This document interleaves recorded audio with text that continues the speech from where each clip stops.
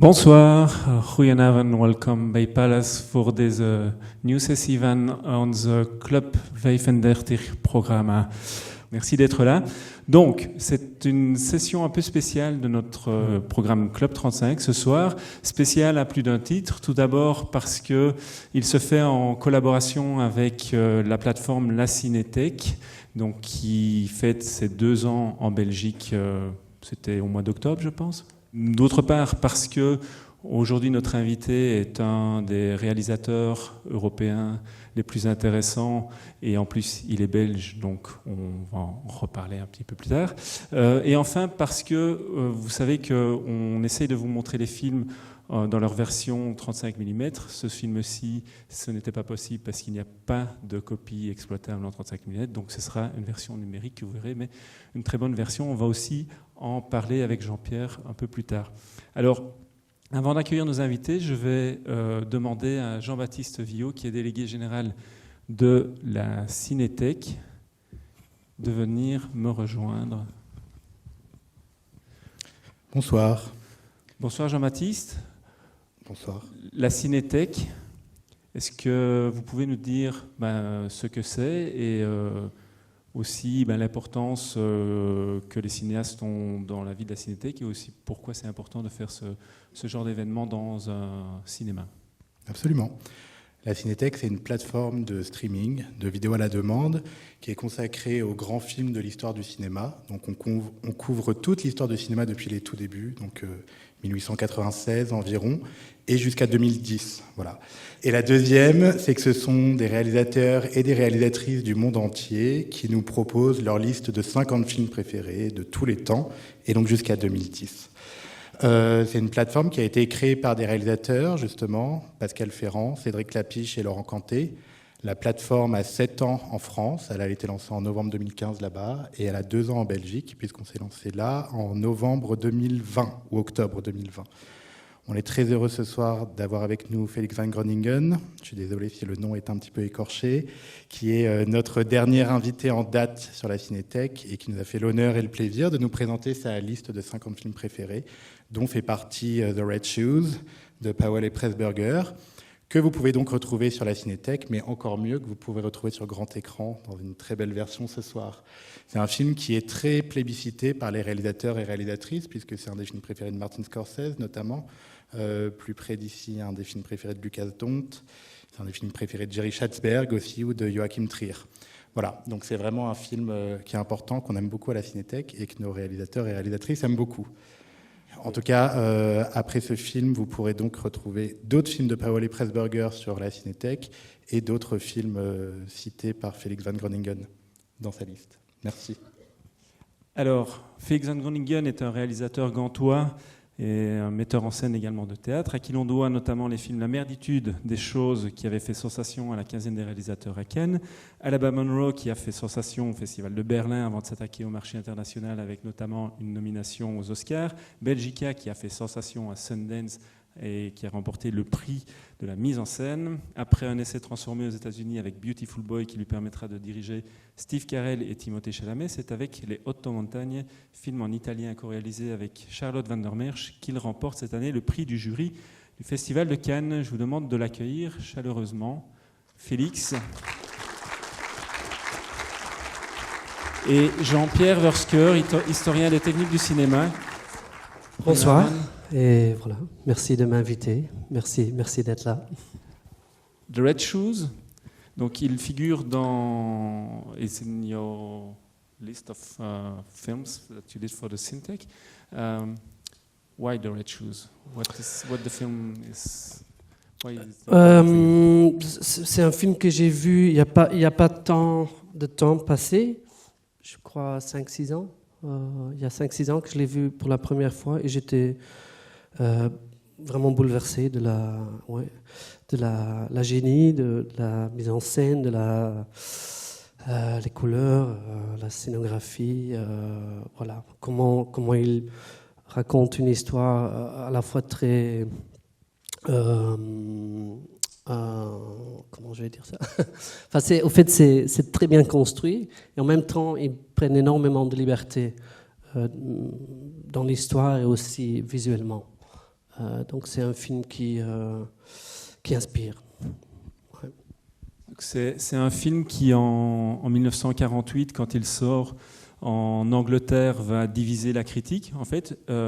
Et j'ai l'impression, en vous entendant, que c'est aussi cette liberté qu'il s'octroie en faisant un film qui emprunte à plusieurs genres. Donc c'est à la fois au musical, mais aussi il y a un peu d'expressionnisme dans le film.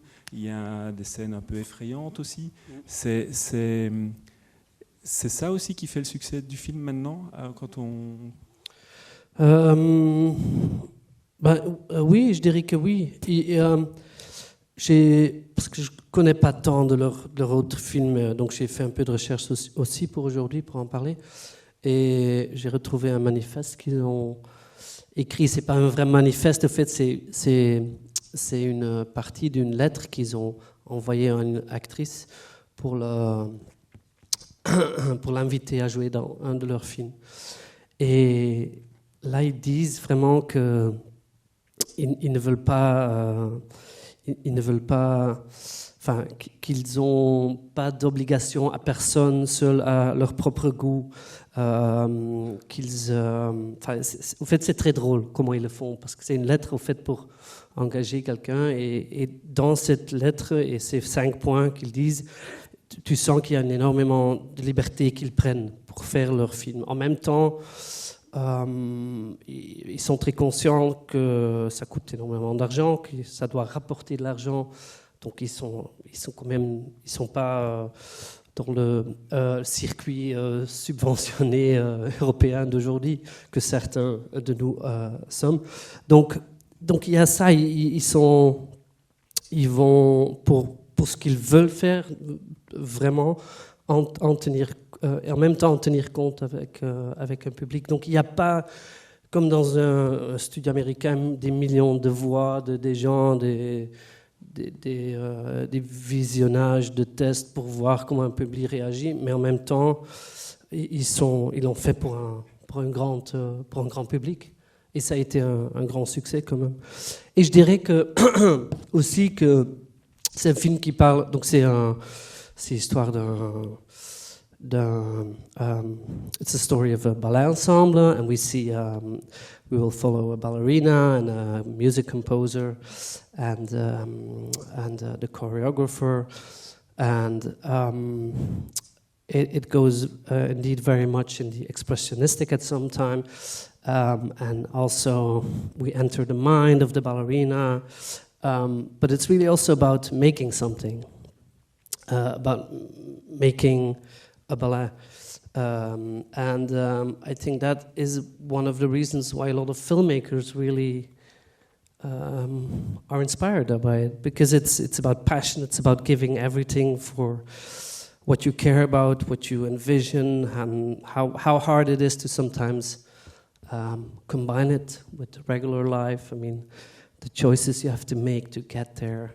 Of course, it's a bit dated. I mean, it's 75 years old.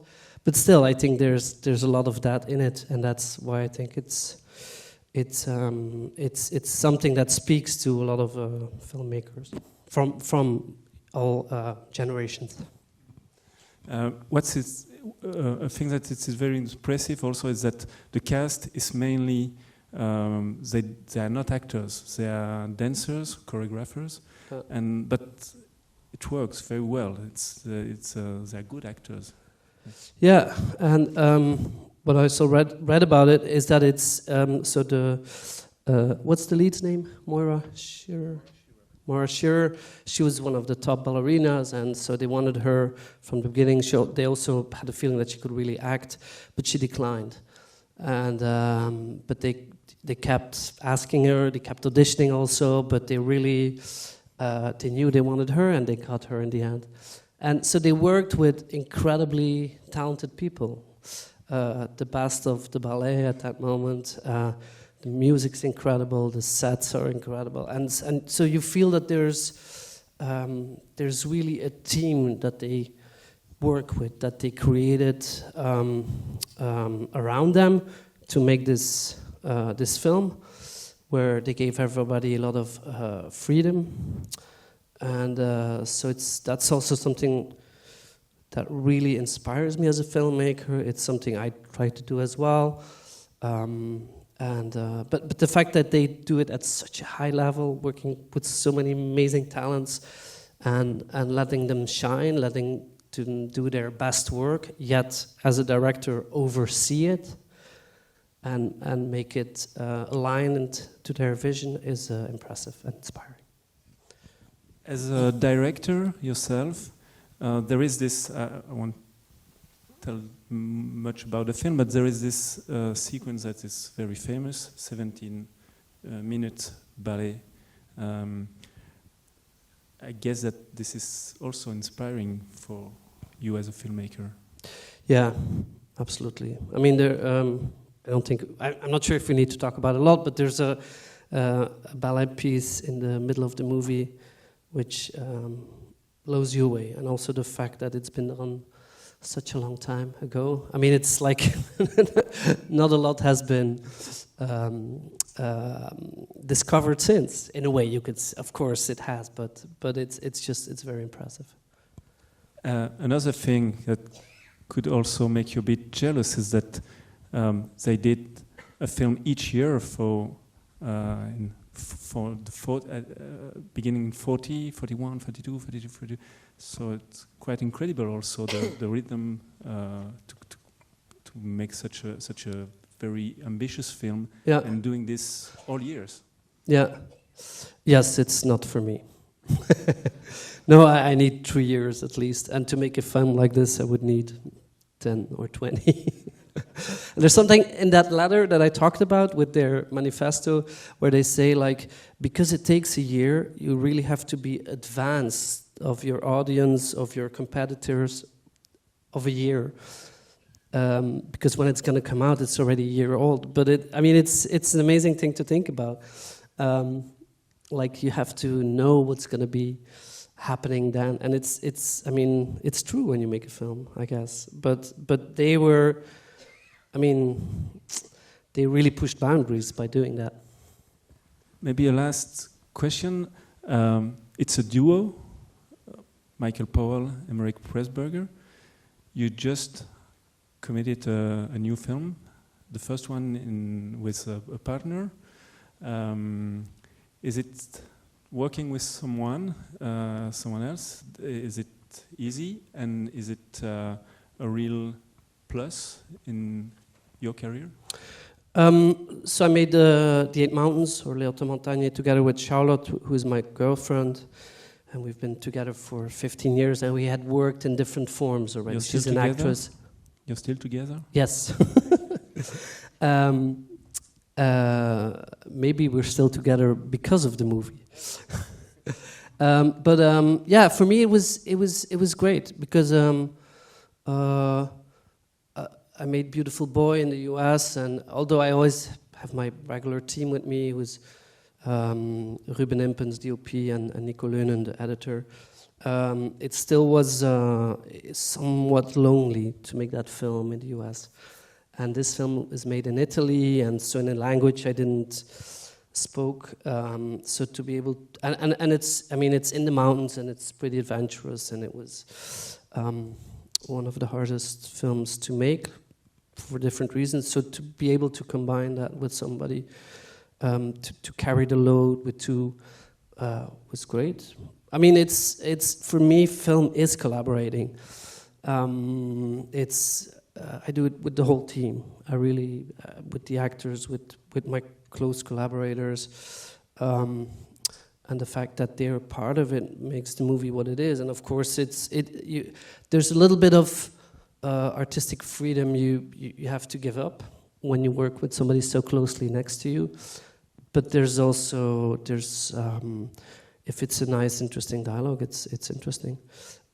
Where it's comforting, and it's can be really fun, and but the next film I will do by myself again.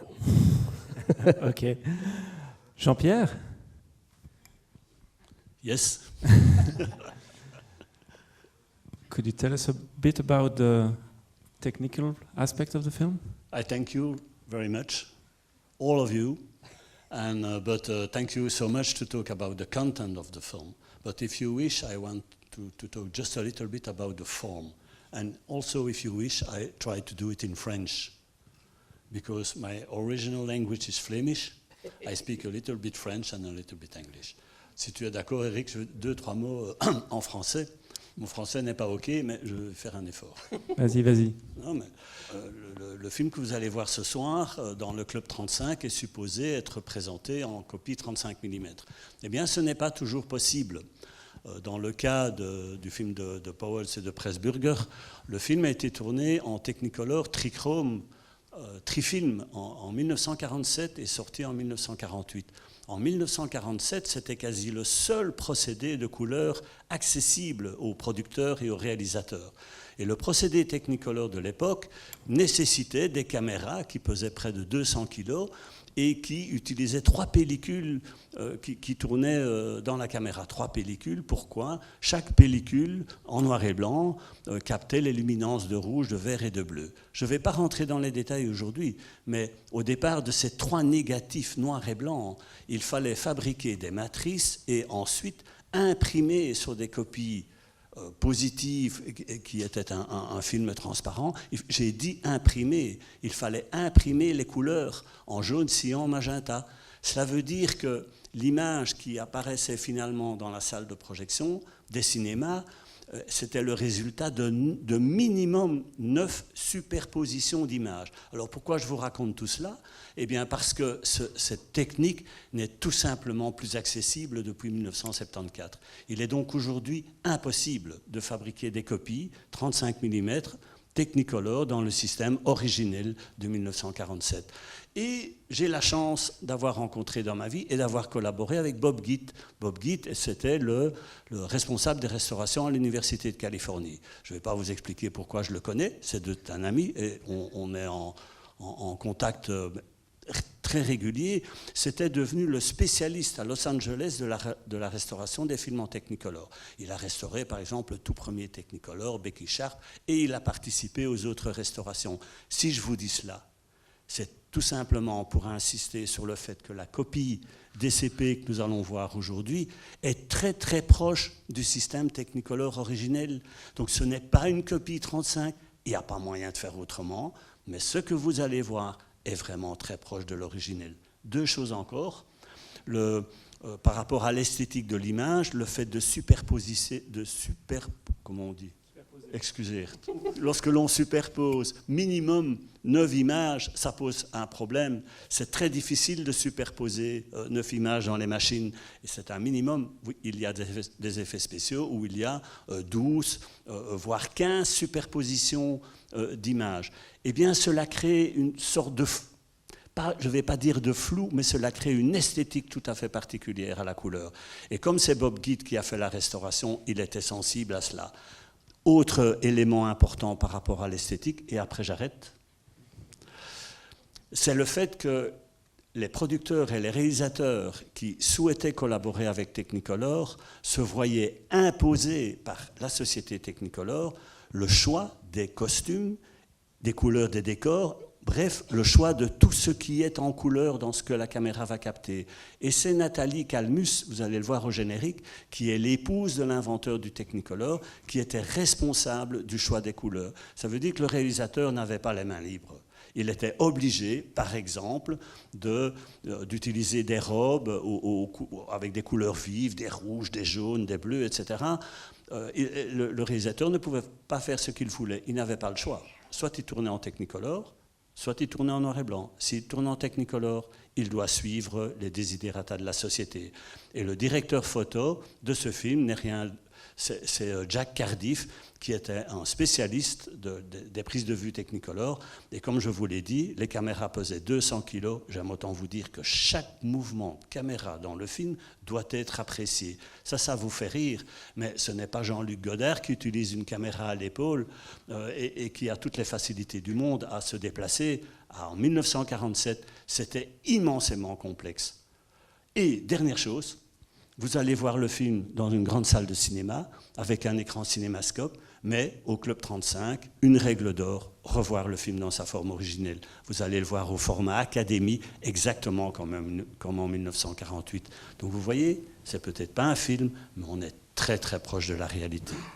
Merci beaucoup. Moi, je voulais ajouter que je l'ai choisi aussi pour pouvoir le voir sur grand écran. Mais c'est Donc, exactement, je Félix, vais me mettre là. Félix, c'est quelque chose aussi qui est propre à ce qu'on fait ici au Palace. On fait des choses parce que pour nous, en fait. Et on espère qu'il y a des gens qui aiment ça aussi. Donc merci beaucoup. Juste vous dire que le nouveau film de Félix Van Groningen et Charlotte van der Meersch sortira le 14 décembre, ici au Palace, entre autres. Et le 15 décembre, on a parlé de couleurs, on aura Veerle Zeilmakers, qui était la coloriste, donc l'étalonneuse du film, qui viendra nous parler de son travail sur le film. On montre le film et puis après, elle viendra expliquer son travail sur le film. Et le prochain Club 35, ce sera le 22 décembre. Ce sera West Side Story. Et la seule personne qui pourra parler ce soir-là, ce sera Jean-Pierre qui viendra nous parler d'un de ses films préférés, dans une version de ses versions préférées aussi. Voilà. Merci beaucoup. Bonne soirée. Merci beaucoup. Merci, Félix.